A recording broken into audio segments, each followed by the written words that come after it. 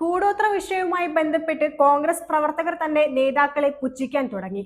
ഈ കാലത്തും ഇതൊക്കെ വിശ്വസിച്ചുകൊണ്ട് ഇതിന് പിന്നാലെ പോകുന്നത് ശുദ്ധ മണ്ടത്തരമാണ്. ഇത്രയും അതം പതിച്ചു നമ്മുടെ നേതാക്കൾ എന്നാണ് പ്രവർത്തകർ പരസ്പരം ഉന്നയിക്കുന്നത്. ഈ നേതാക്കൾ പാർട്ടിക്ക് തന്നെ നാണക്കേടാണ് എന്നാണ് എല്ലാവരും പറയുന്നത്. രാജ്യത്തിന് നല്ല മാതൃകകൾ പകർന്നു നൽകിയ പല നേതാക്കളും നെഞ്ചോട് ചേർത്ത് നിർത്തിയ പാർട്ടിയെയാണ് ഇപ്പോൾ കൂടോത്ര വിഷയത്തിൽ കെട്ടിവലിച്ചിരിക്കുന്നത്.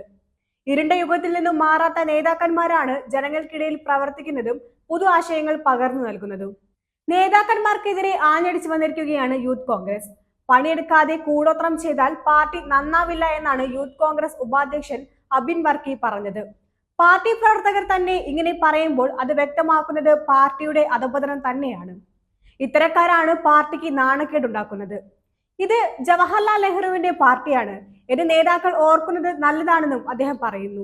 കൂടോത്രം ചെയ്യാൻ ഉപയോഗിക്കുന്ന ആ സമയം പാർട്ടിക്ക് വേണ്ടി പ്രവർത്തിച്ചാൽ പൊതുജനങ്ങൾക്കിടയിൽ ഒരു നല്ല പേര് സൃഷ്ടിക്കാൻ കഴിയും. ഇതിപ്പോൾ ഉണ്ടായിരുന്ന സൽപ്പേര് കൂടി കൊണ്ടുകളഞ്ഞു.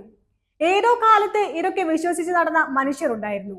ഇന്നത്തെ കാലത്ത് ഇതിന്റെ പിറകെ പോകുന്നവരോ വിശ്വസിക്കുന്നവരോ ഒട്ടും തന്നെയില്ല. എല്ലാവരും അവരുടെ തിരക്കിൽ മുന്നോട്ട് പോവുകയാണ്.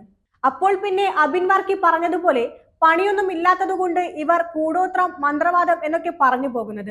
ഇതിൽ നിന്നെല്ലാം തമാശയായത് കെ സുധാകരന്റെ അവസാനത്തെ വാചകമാണ്. ഇത്രയൊക്കെ ചെയ്തിട്ട് ജീവനോടെ ഉണ്ടല്ലോ.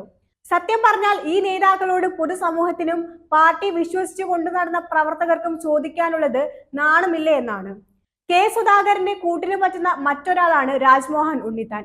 കൂടെയുള്ളവൻ എന്തെങ്കിലും പറഞ്ഞാൽ അത് തെറ്റാണെന്നും അത് തിരുത്തുകയും ചെയ്യുന്നതിന് പകരം കൂടെ നിന്നുകൊണ്ട് അത് ഏറ്റുപിടിക്കുകയാണ്.